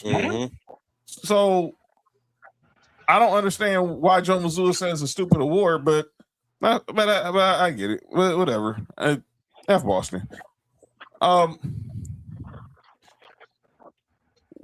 about this? So that's a crazy thing to say. But yeah. We're near the home stretch. We're near the home stretch for MVP. Obviously, I know Mark and Nick, they both had SGA. I mean, we have Jaylen Brown. I had SGA. Or do one of y'all have Wemby? I don't think Wemby should be consideration. Unpopular opinion. What? I think I understand putting them there, but me personally, I feel as if that prime example, like SGA is putting up has better numbers with this team having a better record. Wemby's thing is this: Wemby is rare because his impact isn't just all the way on offense. You feel what I'm saying? Like he's like a throwback player into that, and that it kind of reminds me of when the irony in this when Tim Duncan won. But I think that like Joker, and like Luka, and all them. I think those guys and Cade Cunningham, I got those guys above him. I'm not mad at Wemby being right there though. Don't get me wrong, but it's like I feel as if this. He was like third. He was like third. He was like either second or third, like last week, right? Or like 2 weeks ago, some shit like that. Right. And he made a comment about the MVP award, and his numbers didn't change at all. He didn't have no drastic, crazy game in between the stretch. Mm-hmm. But after he made that comment, all of a sudden his percentage like jumped very high. You feel what I'm saying? Like I feel like there's some other shit going. I think his MVP, in my opinion, will be forced because they want this guy to hurry to be the face of the league or whatever. I think there's other guys that's more deserving than him of winning MVP. But I'm not mad at him winning MVP either. Like if he wins, I understand. I just feel like this is like every year. I always feel like there's certain guys that they won, that's cool. But I feel like this guy should have won. Everybody has their, But I think especially the way Luka's been playing lately, I think his odds should be higher than Wemby's, even though the team has a better record. But I think the thing that hurts him is the fact that it's the same thing I said that should have hurt OKC when what's his name got hurt, when SGA got hurt. The team was still able to win. Mm-hmm. Sometimes that hurts you, and when people start breaking down stuff, and they'll be like, "Oh, well, how valuable is this guy?" The team was still able to win when he's not there. You know what I'm saying? So, there's some shit going on. Sorry, give me 1 second. All right, let's get to a couple of NFL topics before we head out. Before we had to call out names, which is going to be very funny. I just want to go to one, and that's really mainly Matt Miller has his new mock draft out. NFL meetings were going, owners meetings were going on this weekend in Arizona, and obviously one of the big discussion points has been obviously with officiating. The officials could be going on strike. We saw this happen. We saw when this happened back with the failed Mary in Seattle. Cody, can the NFL afford to have an officials lockout? They're gonna have replacement refs, man. That's what's gonna happen. We're gonna have dudes that are from D3 football, college football, or some shit like that out there, which to me kind of sucks really bad because we've seen that bullshit happen before, and I don't want that. And the thing is, to me, which personally, I think NFL refs, that should be your full-time job. You should be an NFL ref. That's all you should do. Because my guy, Clete Blakeman, I don't know if anybody knows this, but Clete Blakeman is an attorney on his other days of the week. Right. And so they got other things to worry about. And they're part of a union, just like the players' union is part of a union. So they got to do what they got to do what's best for them. But that's going to suck. That makes the product suck. We're going to have a bunch of shit asses out here calling really bad calls. And then, of course, we're going to get the same type fucking whining and crying and bitching and moaning and all this kind of stuff. And it makes the product suck. So, no. And your answer to your question is we cannot afford that shit. But I think it's going to happen anyway right now. What you think, Mark? I hope they don't. I agree with everything Cody just said. We've been through this. We've seen this before. I hope we don't have to go through that again. That was some terrible times. The failed Mary was crazy. Yeah, no, I hope we don't have to go through that again. I hope not either. This is just ridiculous. I mean, get a deal done. Stop being cheap. Pay these refs. Let's not go through this. That failed Mary stuff was awful. We already don't know what getting paid. They're getting so much money, and like now with this shit about like the rule that they changed today with the short weeks, like Friday games are not short week games anymore. Yeah, I don't understand that. But tons of money out there. Speaking of that, what did y'all make of what Kyle Shanahan said today? So Kyle Shanahan believes that the Rams lobbied get the Niners to play them in Australia, and he believes because of that he thinks the Rams should play them in Mexico. So nobody have a home game? basically. Because he believes the Rams did that on purpose to keep Niner fans from coming to SoFi. I don't know what happened.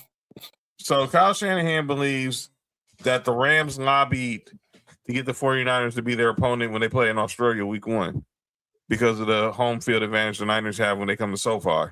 And he thinks it's only fair that the Rams play them when they have their international game in Mexico later on during the season. I feel like that's a dumbass moot point. I mean, I really do. Like, I feel like that's Kyle Shanahan just trying to say some shit. I mean, I don't know. I really think that's the NFL trying to put the two best teams in what they consider two of the best teams in the NFC head to head. Opening night in another country to get more eyes on the product from that country and not give them some shit ass fucking game like the Browns versus the goddamn Jaguars. Like nobody wants to see that in fucking Australia when you're trying to put the biggest sport in America on another continent. Nobody wants to see that horse shit. So put two of the marquee franchises with big dollars and big players and recognizable names on them, put them in the other country. Kyle Shanahan's just saying some shit, I think. By the way, I agree. Because of that, the Seahawks are going to start the season on a Wednesday. They're usually the NFL kickoff game is usually that Thursday of week 1. That's going to be a Wednesday, and then the Rams Niners game in Australia will be a Thursday night football game. Let's look at Matt Miller's latest mock draft. 7-round mock draft, by the way. But he has, obviously, Fernando Mendoza going 1 to the Raiders. Arvell Reese going 2 to the Jets. Francis Muigala going 3 to Arizona. Jeremiah Love going 4 to the Titans. Caleb Downs going 5 to the Giants. Carnell Tate going 6 to the Browns. Mansour Delaney going 7 to the Commanders. David Bailey going 8 to the Saints. Ruben Bain going 9 to the Chiefs, and Sonny Styles rounds out the top 10 going to Cincinnati. We got Mekhi Lemon right outside the top 10 at 11 going to the Dolphins, to Nessa's Dolphins. How about the Rams with their pick of Spencer Fano at 13 with the Falcons pick? By the way, Sean McVay did confirm today at owners meeting at the league meetings. There were trade talks in regards to Devontae Adams. But and they kept him in the loop, knowing the possibility that he could get traded. But obviously, they chose to stick with him, and obviously, this is probably centered around possibly trading AJ Brown, which those talks are still lingering because you're hearing the Patriots could be getting involved. People need to look out for June 1st or June 2nd, because that cap hit goes from 40 to 20 in dead money. If the Eagles are going to trade AJ Brown, it will not be at the draft. So keep an eye on that. Looking at the rest of the first round, of course, my Broncos not the first round pick because of the Jalen Waddle trade. Who we getting? Y'all getting Nick. Y'all getting Colin Delaney. I got thoughts. I got thought about something for Nick actually. We getting?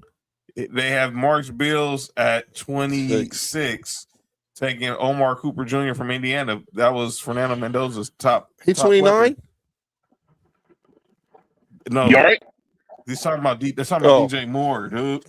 Dog, the heck? I know Indiana's not the most attractive school and all, but they don't got dudes on that's off their mama's insurance. Come on, Mark. You sure? They're not the SEC. They may not go to SEC. They don't want them problems. The average age was 25 last year, right?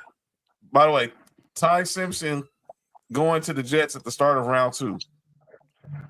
Nick, he has y'all taking Denzel Boston in the second round out of Washington. Cody, y'all taking Caden McDonald from Ohio State. I need that nose guard from Florida. And if he's available with that pick, snatch him. How about the Steelers taking Garrett Lesmeyer at 53? Good God Almighty. Fuck that. Who's getting Jacoby Lane? Let me see. He got us taking Josiah Trotter out of Missouri. Carson Beck to the Cardinals? In the third round, Carson Beck to the Cardinals. He has y'all taking Cage Casey from Boise State in the third round. Nick Cody has y'all taking Drew Aller. The fucking 61. The Rams taking Drew Aller is what's wild. That's wild. Oh, look, that's a not a bad pick for them. I know. That's what I'm saying. It's wild because he's got some wheels and. Yeah, so Drew Aller, another quarterback, going to the Rams in the bottom of the second round. From the bottoms? Hey, bro. Mark, have y'all taking Derek Moore? No, Michigan? That pick should be Jacoby Lane. Yes, it should be. I don't even know where Jacoby. Well, currently they don't have Jacoby Lane unless I overlooked him. I did not see him in the first three There's rounds. no way Jacoby Lane better be available in the third round. No, we are not drafting another cornerback from Florida. Don't do that shit again, Brandon Bean. No, that's our boys. But yeah, but look, we're 3 weeks from Thursday. The Sports for You NFL Draft Watch Party will be going on from live for round 1. And 131. He has him at Jacoby Lane going at pick 131 to the Patriots. Nick, Damn. Jacoby Lane at 131 is a steal. There it is, right there. Cody said it. I'm sorry. Mark knows. Dog, he was so nice even last year when he was like wide receiver like 3. Mark, they got Oscar Delp going to the Chiefs. Holy shit. Oh, shit. Oh, great. Holy shit. Get Travis Kelce as heir apparent. Holy shit. Oh, no. Let's not do that. Another white tight end. Another tight end from Mahomes. Yeah, just put him with Travis Kelce for a year and let's see how he develops. Yeah, that whole statement sounded preposterous. No. What was preposterous was what y'all put in the group chat earlier. What was that? About the Orlando Magic coach. I didn't put that. And I didn't put that. Was that you? No, it wasn't me. Nah. Hell, I didn't even see that. Wait a second. I know who it was. I see. That shit was out of pocket. All right, John, go ahead. All right, let's get to the final segment of the show. Often imitated, never duplicated. Hey, when that Michael Jackson movie come out? Hang on 1 second. I want to ask Nick something really quick because he's a Raiders fan, and I saw this whole succession plan for Mark Davis today. Yes. So how do you feel about Mark Davis giving up a lot of the ownership of the Raiders, like it not being a fully Davis run business going forward? Look, this is the way it is. Usually when these type of companies, like in general, when these type of situations happen, when the main owner dies and the kids inherit it, eventually the kids sell it. Because the kids don't have the same passion, the same anything that the heir apparent has 9 times out of 10. That's right. Oh yeah, you feel what I'm saying? Like, no. happened with the Lakers. Look at the Lakers. I mean, they did so much for so long, but it's like shit. They don't have the same passion for it the way that the dad did, and there's nothing wrong with that, And the thing is it's gonna be weird that eventually it was gonna happen where Davis wasn't going to be in charge of the Raiders. Yeah. It will happen eventually. For the Raiders have an existence, there's always been a Davis in charge. Al Davis' picture is going to forever be right there in no matter if the Raiders are in Oakland, LA, Vegas, San Antonio. They could be in Pluto. A picture of Al Davis will be right there. Yeah. Al Davis is the Raiders. So, my thing is this: as long as it's for the betterment of the team, I'm always for progress, especially when there's money involved.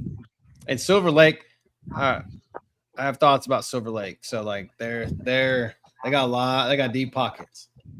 Yes, they do. Which means they're not going to be afraid to spend money, unlike how Mark Davis is. Mm-hmm. And a lot of these, and I heard this today. Look, the question is this been a bad thing? Cody, you can talk about this on the business side because you deal with a lot of businesses, with attorneys and stuff. I deal with Silver Lake, yeah. So I know.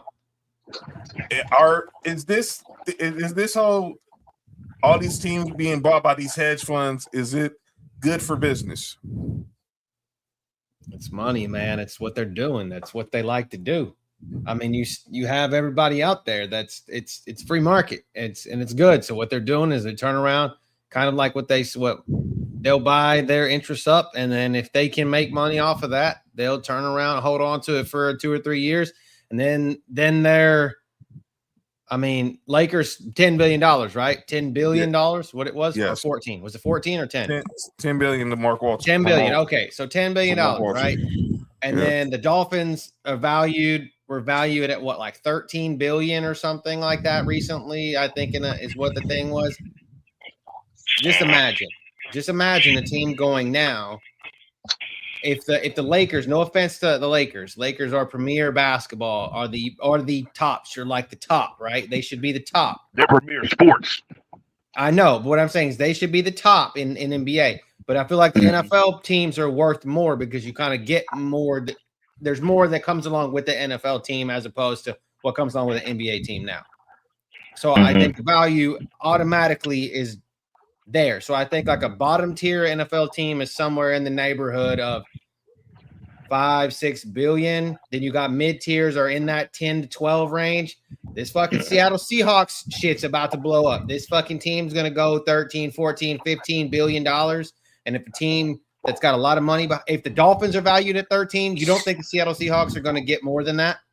That's insane. And so it's crazy that these teams are going to get that. So yeah, it's all about how much money you can bring into the market, and obviously with inflation and shit like that too. But it makes a lot of sense. Like it really makes a lot of sense. And then, like I said, Silver Lake is their pockets are. It's like a black hole. Literally, it fits very well with the Raiders because they have a black hole for pockets. And then, look, Cody, you combine those deep pockets with the already iconic franchise and everything already. It just makes everything easier for you. I hope that they spend money for a team that, like, I mean, that's got such a history like you guys have. So, yeah, for sure. All right, gentlemen, let's get to the final segment of the show. It's often imitated, it's never duplicated.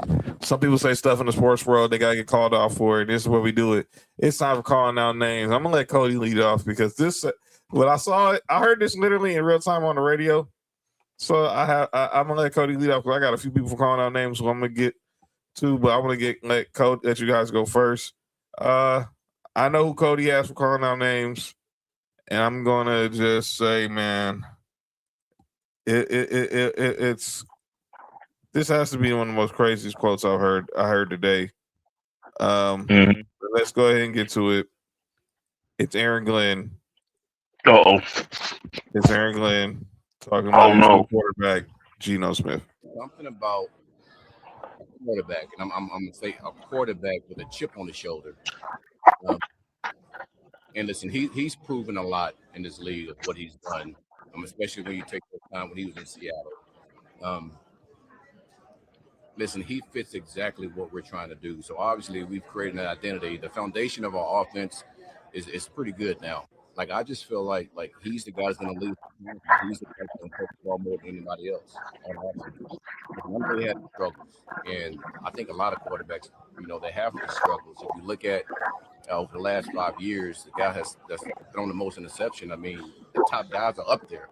Something about.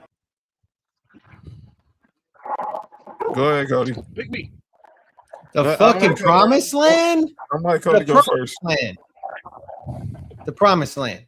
He's the Aaron guy. Glenn. Shout out to Aaron Glenn and that Paisley shirt. That's a Cowboy shirt. I have a couple looks just like it in the closet. Shout out to him and that. And he's an ex-Houston Texas, so I got to give him some slack. But this is the dumbest shit I ever heard anybody say. Geno Smith, promised land? That's like asking. That's like having Abel or Cain from Cain and Abel take you to the fucking promised land and not have Moses. The rapper. Oh. That's this kind of shit. Like the dumbest shit. Why? He ain't taking you nowhere but to a 30 interception season. Nick? The guy below me, he's lived that life. The Jets fans have lived that life once already. Everybody chill out. All right, so look, here's the thing. I've seen this narrative online being painted that Geno Smith is still good. It was just the Raiders was bad and made him look bad in the situation at hand. Here's my thing about all that. When you're in a situation where all of your flaws can be like covered up, you kind of look good when you're on the field. But when you go into a situation where your flaws can't be covered up and whatever you're not good at is exposed, because no matter how bad the Raiders were, the Raiders did force you to throw the most blatant interceptions that we've seen in the past 15 years. 4 in a game? We've seen so many. He had so many interceptions that were just stupid, just plain dumb. Every week, Mark would send a message saying, "What the fuck is Geno Smith doing?" I mean, that Chargers game. That Chargers game alone was enough for me to want to just, if I was a Raiders fan, just. Dog, it's just the interceptions that you throw are just so dumb. And it's just like, and it's one of those things where it's like simple quarterback mechanics. Like, bro, like they try to blame the offensive line was bad. Yes, we know that. But dog, there's no way in the world that the pressure should have you that rattled to the point that all of your fundamentals that you learned from Pee Wee football are completely eliminated. He's seen ghosts. This is crazy. The Promised Land with Geno Smith, there's no way. Promised Land must be the name of some club around the corner. The Promised Land is to the first overall draft pick next season in 2027. That's a club that Eddie George is in. No, you good? All right, Nick, you got anybody for calling out names? He was the same club AC Green go to. What'd you say? You got anybody for calling out names? Yeah, y'all good?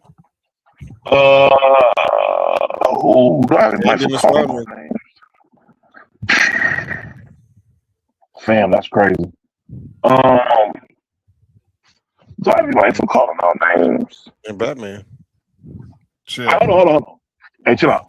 All right, look. This is a trend that I'm seeing going on right now. I'm calling out this trend. It's not particularly like somebody in particular, but there's this trend that I'm starting to see a lot more of. Oh my God, I think I know what you're talking about. I need for everybody to chill out on the Tim Duncan slander. Yep. Oh God, Yep. yes, please. So, I'm sorry.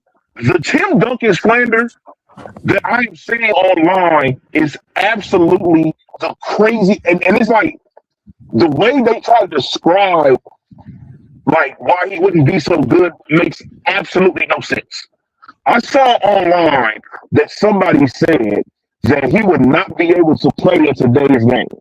I said, how in the hell is the guy who has the most first team all defenses of all time and most all defensive selections of all time? The motherfucker played 20 years and got 15 of them. How is that person who also won MVP, who won 6 championships, well, 5 championships, how in the hell would he not be able to play in today's era when he played against way better perimeter players and paint players when he played than they is today? They said he wouldn't be able to switch.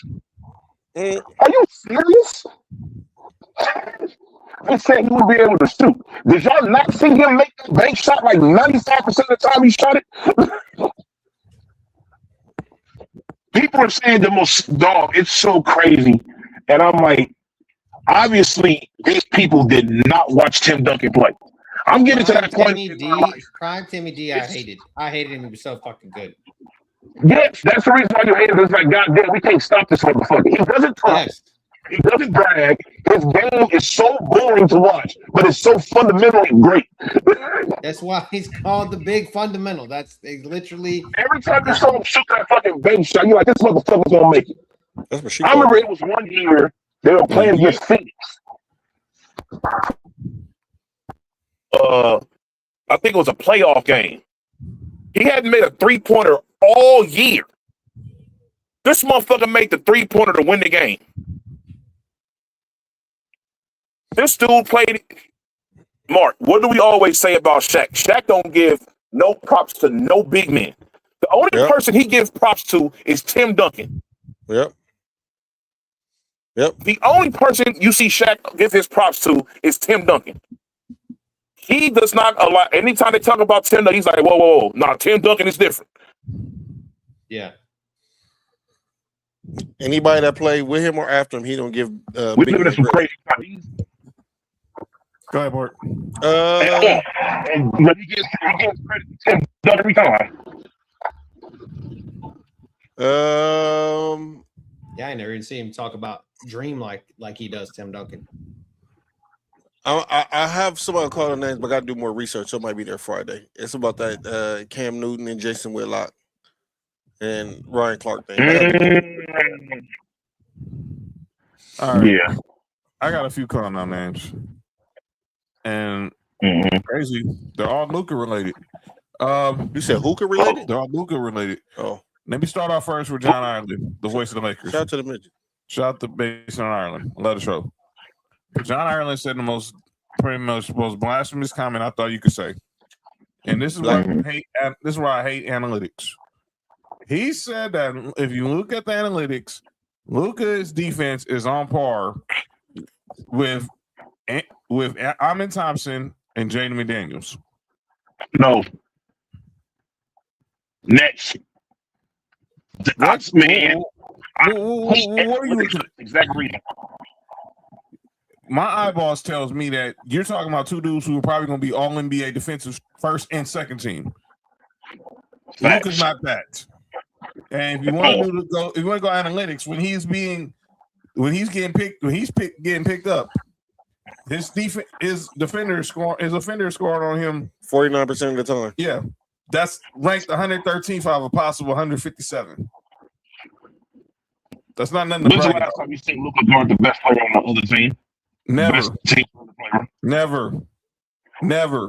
I'll tell you, never. I played 2K one day and I tried to put him on there. He switched on his own.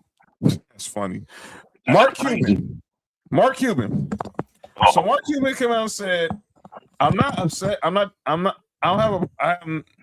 upset that I sold the Mavericks. I'm upset who I sold them to. No, you're not. You know who you were selling them to. You knew my family are trying to get a casino in Dallas. Mm-hmm. So I'm telling you shouldn't be shocked that they went ahead and traded Luka because they didn't want to pay him. So don't give me this crap. Oh, I don't like who I sold the team to. Stop it. You know what I think? He said that, but you don't think he really wanted to say that he couldn't. I think he wanted to say, I hate the fact that I had to sell the team under the conditions that I had to sell them, and these motherfuckers on there got it. I think he was forced to sell the team because of all that shit that was going on over there within the organization. He got called cocaine? No, it was some other shit going on. Way worse than that. Workplace culture, sexual harassment. Sexual harassment, all type of shit. It was like. Wait, is that the organization that somebody put their pants down in the oh no, that was Phoenix. That was Phoenix owner, huh? Yeah, that was wild. Well, he was playing that's why that gorilla rate. What's wrong with you? Why is this gorilla? No, we're not doing that. What, the gorilla was part of it? Yeah. Take out the never mind. Cody. Why is the Suns mascot a gorilla? Maybe they want to join the lynch mob. Oh no! I can't. That's entrapment. That's entrapment, Mark. That's entrapment. He's gonna say entrapment. Hey Cody, I'm asking you because I asked everybody else on the show and nobody gave me an answer yet. I thought somebody I have a reason why. I don't know. I guess because white men can't jump. I don't know. Shit. All right, John, my bad, man. Go ahead. All right, and my last calling out names is Rachel Nichols. Rachel's nipples? Oh, they not. They pink. They pink. I don't know. Let me shut up. That's what Jimmy Butler was into. Yeah. So Rachel Nichols, I want to play a couple of clips from Rachel Nichols. She was hitting him. No, it's not that. She's not the one that clips. got kicked off of ESPN, right? Yes. Yeah. So this is her. Hey Nick, I just read what you wrote, dog. You good Well, what you mean? about Brittany? No, all right, man.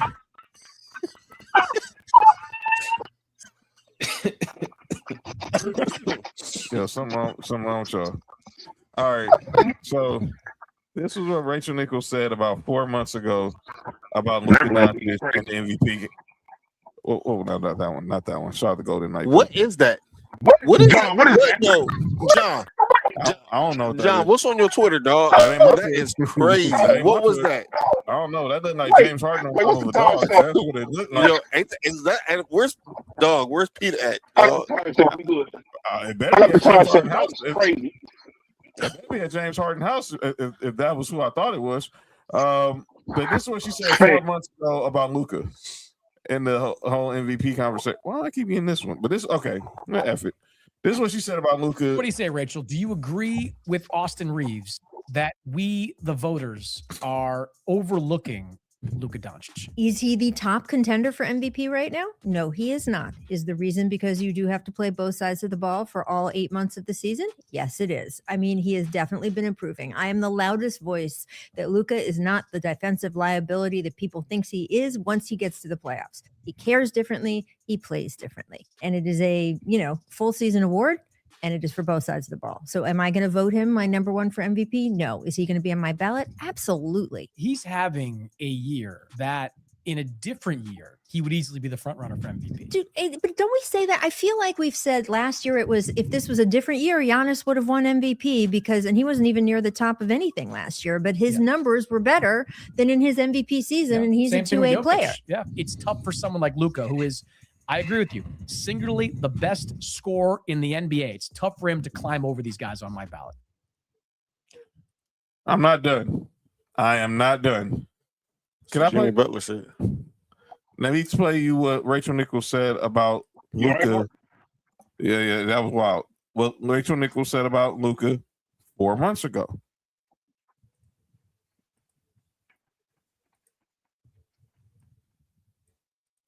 And I think Luka is, quote, in the conversation, like we like to say, in that top three. He's leading the league in scoring. He's averaging nearly a triple-double. Defense has actually been solid. He's had Steals are good. He's had a 5-steal game and a pair of 4-steal games in a season that's still relatively young, right? That's 3 games out of the only 20 that we're talking about that he's had 4 or 5 steal performances. That's not nothing. I'm not putting him as number one. I'm just saying that this is a 3-way conversation in my mind. And then my consolation is like, man, Giannis.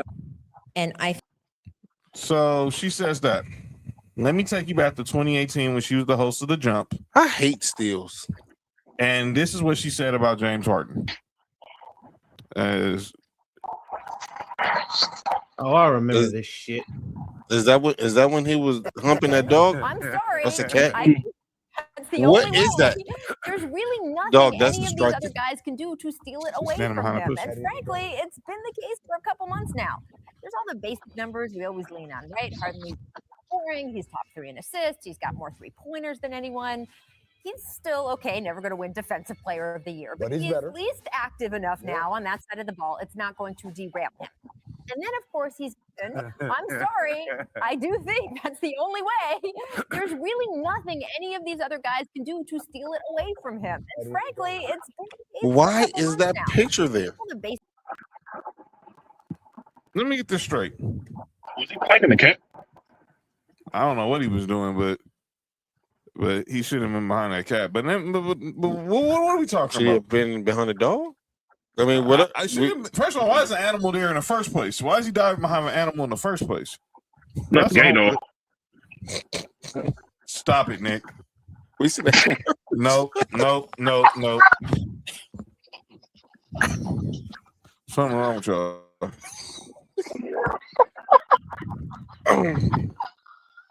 Let me get this straight. So you say Jokic and James Harden, and let me be clear. I don't have Luka as my MVP. I had SGA. But let's not say that SGA just he's not all world. He's an okay defender. But saying that Luka, you're not voting because of 8 months, because he ain't been the defensive player, he ain't been defense all 8 months. I'm sorry, where the heck have y'all been the last 7 years? How many MVPs Jokic got? 3. He don't play no defense. What are we talking about? How many MVPs Steph got? Oh yeah. James Harden. 1. Should have had like 3, but he got 1. Steve Nash. 2. Where's his defense? Oh, I'm glad you said defense. And Rachel Nichols. But let me be clear. No. I have SGA as MVP. But let's not use the defense as a reason why Luka shouldn't be in the conversation. If you're not voting for him, you're not voting for him. And you just basically said in 2018, James Harden won it because all his offensive metrics were better. Well, what the heck do you think Luka's doing? He's leading the league in scoring.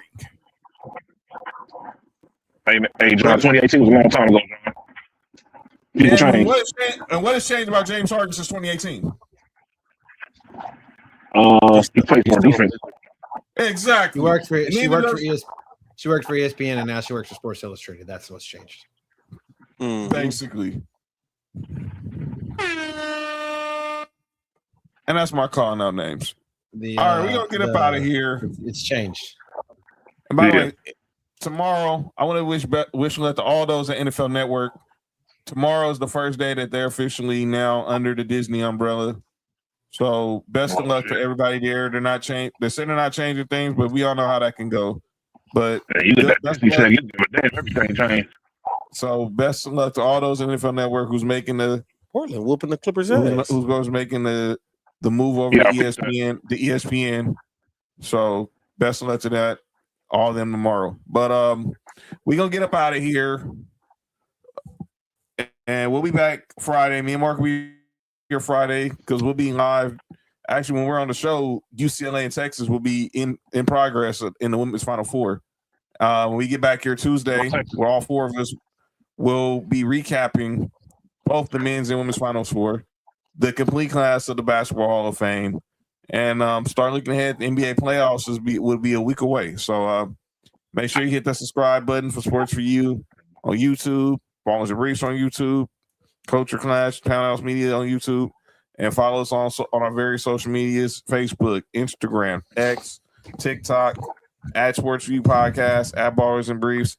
Again, mark your calendars.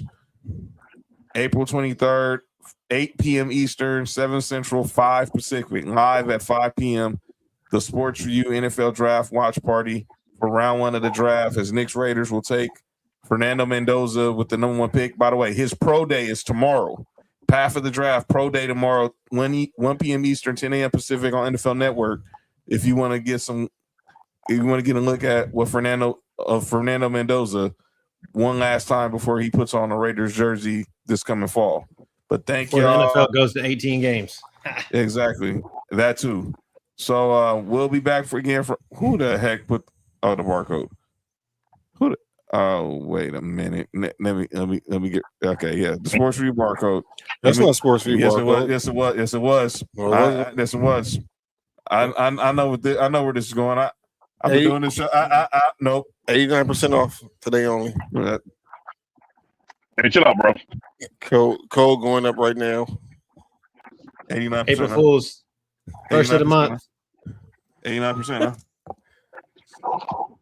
In a couple of weeks, it's gonna be 69%. Yo, you good? Me? You good? I'm all right. I appreciate you asking me. All right. We'll be out of here. Look, check me tomorrow on Sports for You Wrestling at 10 Eastern, 7 Pacific. Titty Wednesday. Oh, that was Tuesday. Titties every day. day. Taco Tuesday. I thought it was Taco Tuesday. Tacos in it on Tuesday. But yeah, check me out tomorrow on Sports for You Wrestling tomorrow, and check me and Mark back here Friday for Sports for You. And the Lakers are now up 22 on the Cavs, and check us for next Tuesday to recap all the Final Four action. And Cody, we have to figure out the schedule. Yes, and I can say this now. No rules back next Thursday. So a week from Thursday, April 9th. No rules back on IG Live with Mark and Ill Will. So you make sure y'all tap into that. Yeah, been a long time, but they'll be back. But we'll see y'all next week. We'll see y'all Friday night. We'll see y'all next Tuesday. Cody, love you, brother. Nick, tell everybody in the family get well soon. And we will see y'all on Friday. Enjoy the women's Final Four and get ready for the men's Final Four. This has been Sports for You. I'm John. That's Mark. That's Nick. That's Cody. What, dude? Make sure you did it right this time. Tuesday, you was tripping.